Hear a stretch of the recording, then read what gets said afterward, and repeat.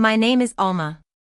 Standing in the front yard of what was once my family home, now adorned with a banner proclaiming the Harriet Green Center for Women in Restoration, I'm flooded with a mix of emotions. The area around me is filled with apprentices, historians, and women eager to rebuild their careers. It's a far cry from the day when my moving truck was captured in a photo and used as ammunition in a cruel online attack. 9 days ago, the tables turned.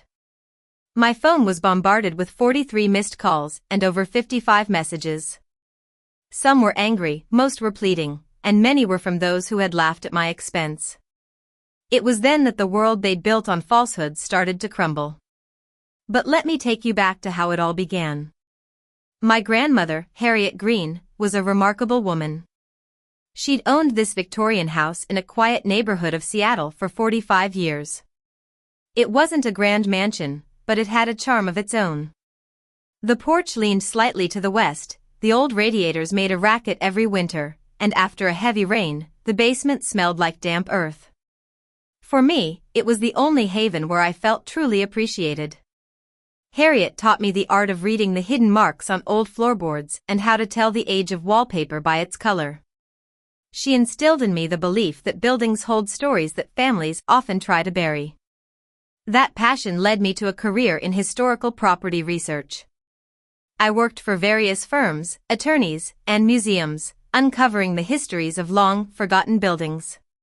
But my family, they never truly understood my work. My mother, Vera Thompson, was a controlling woman. She always thought a real job meant a 9 to 5 in a corporate office, with a boss breathing down your neck.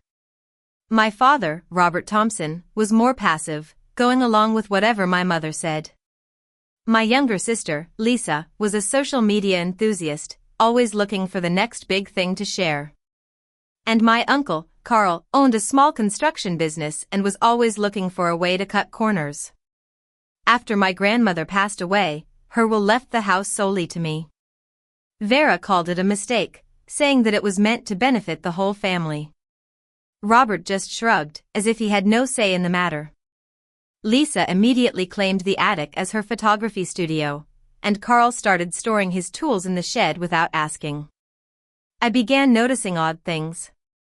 Envelopes addressed to companies I'd never heard of started appearing in the mailbox. One day, a contractor came by to measure the kitchen and casually mentioned a large renovation loan. I was shocked. I'd never applied for any such loan. When I asked Vera about it, she laughed it off, saying I was just too caught up in my hobbies to understand the paperwork. That was the turning point. I started staying up late at night, poring over public records. I discovered that 6 months before Grandma's death, my parents had set up Thompson Family Holdings, LLC. Using a copy of an old, expired power of attorney, they'd taken control of the property. They rented the shed to Carl's business, listed the guest rooms for short-term rentals, and took out loans against the supposed renovations. They thought I was too naive to figure it out. They wanted me to feel insecure and dependent, so they'd make jokes about my career. Alma, when are you going to get a real job? Lisa would post on social media, and my father would react with a laughing emoji. Vera, on the other hand, took things a step further. She announced my departure from the house on Facebook 2 hours after I'd moved out, calling me a 30-something leech. She tagged almost everyone we knew, turning my humiliation into entertainment. Rather than getting angry, I took screenshots of every comment and liked them one by one. They thought I was broken, but little did they know that I'd spent the past 12 months gathering evidence. I rented a small studio above a coffee shop, kept a low profile, and hired an attorney, Miss Jenkins, who specialized in real estate fraud. While I was busy working on a high-profile project to restore an old theater in downtown Seattle, Ms. Jenkins dug deeper into the financial records of Thompson Family Holdings, LLC. I also remembered Grandma's words written in her red leather journal, "When people get too loud, look for what they're trying to hide." So I created a digital folder named Justice Seek, where I saved every piece of humiliation they'd thrown my way. One day, when I knew the house would be empty, I returned. Remembering Grandma's off-hand comment about the living room wall being thicker than it should be, I investigated. Behind a built-in bookshelf, I found a hidden compartment. Inside were letters, tax receipts, and a small USB drive. The letters showed how Vera and Carl had pressured Grandma into signing documents, and the USB drive contained recordings of conversations where they plotted to sell the house and divide the money. As the days passed, we gathered more evidence. On the 6th day after the Facebook post, the lender received notice of fraud. On the 7th, the city's historical preservation department got wind of the unauthorized renovation permits.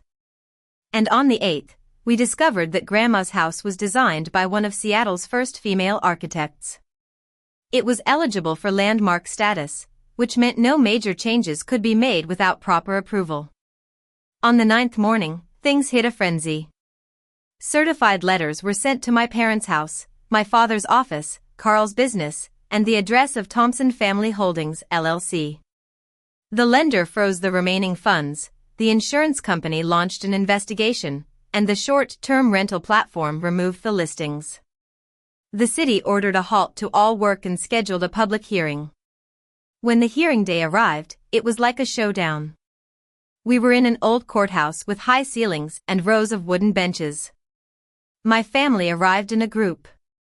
Vera wore a sharp black suit, trying to look authoritative. Robert carried a folder full of papers, but it turned out to be just emails and text messages. Lisa kept checking her phone, probably looking for updates online. Carl stood at the back, avoiding my gaze.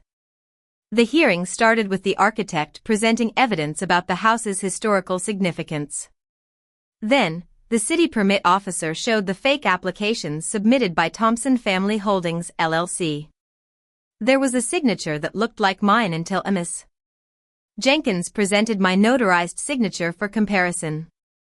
The differences were glaring.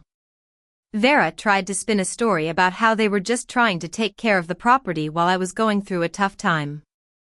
But then, we played the recordings. Vera's voice filled the room. Alma will never understand what we're doing. She's always been so useless. My father replied, once we sell this place, we'll clear the debts and keep the rest. She won't know the difference. Hearing those words was like a punch in the gut. When it was my turn to speak, I held Grandma's journal in my hands. I told the room about how my family had portrayed me as incompetent for years so that they could control the house. I revealed my recent contracts and income statements, proving that I was more than capable of taking care of myself. I also said that I wanted to preserve the house, but not with the people who had tried to destroy it. The city voted unanimously to start the landmark designation process and maintain the stop work order. Outside the courthouse, reporters surrounded my family. Vera tried to push through, but one reporter asked if she still thought I was a leech. Lisa found out that her co-workers had been watching the live stream, and Carl's biggest client called to cancel their contract. As the financial details came out, it was revealed that Thompson Family Holdings LLC owed approximately $350,000 in loans, unpaid bills, and contractor fees. Vera had used the money to go on luxury vacations and buy expensive furniture. Robert had invested in a failing tech startup that Carl had recommended. Lisa had been using the rental income to fund her social media lifestyle, and Carl had been using the house's address for his business without proper permits. Once the truth was out, their unity shattered. Vera blamed Robert for trusting Carl. Robert accused Vera of hiding her spending. Lisa said she'd just signed the papers because Vera told her to, and Carl tried to distance himself from the whole mess. They started sending me individual messages, all trying to protect themselves. Vera wrote that she was afraid of growing old without financial security. Robert said he loved me but didn't know how to show it. Lisa sent a long voice message saying she'd only joined in on the teasing to get our mother's attention. Carl offered to apologize if I didn't cooperate with the investigators. Even the Facebook crowd changed their tune. The relatives who had posted laughing emojis now messaged me, saying they'd always thought Vera was a bit too strict. But I had learned my lesson. I saved their messages but didn't respond. I knew that public humiliation thrives when people think there are no consequences. My ex-boyfriend, Jake, showed up at my studio with a coffee and an apology. He said he'd only liked the Facebook post because he thought it was a joke. I asked him why he'd broken up with me 2 years ago, saying I had no direction. He admitted that Vera had warned him I'd become a financial burden. I told him that anyone who needed proof to respect me wasn't worth having in my life. 3 weeks after the hearing, the court issued temporary orders preventing my family from entering the property. But Carl ignored the order and tried to take some tools from the shed one night. A security camera caught him red-handed, and he was charged with violating the court order. Lisa lost her job when her employer found out about her unauthorized rental promotion. Robert's retirement plans went up in smoke, and Vera had to resign from the community board. Despite it all, the most heartbreaking truth came from Grandma's letters. She knew that Vera was spreading lies about me, saying I refused to work. In one letter, she wrote, "Your mother fears your independence because it means she can't control you." Reading those words, I realized that I'd spent years craving her love, but it was never going to come. I decided to move forward. After the landmark status was approved, I partnered with a non-profit restoration foundation. I retained ownership during the restoration and then transferred the house to a charitable trust. The foundation would manage it as a training center and a haven for women rebuilding their lives after financial or family hardships. On the day the contractors started securing the property, my parents and Lisa showed up. Vera stepped out of the car, crying, and demanded to know how I could give away the family home. I reminded her of how they'd already tried to sell it for their own gain. She argued that Grandma would never have wanted strangers in the house, but I showed her Grandma's unfinished trust proposal. Robert asked if I understood what the debts would do to them. I replied that I understood all too well because I'd spent months poring over their paperwork.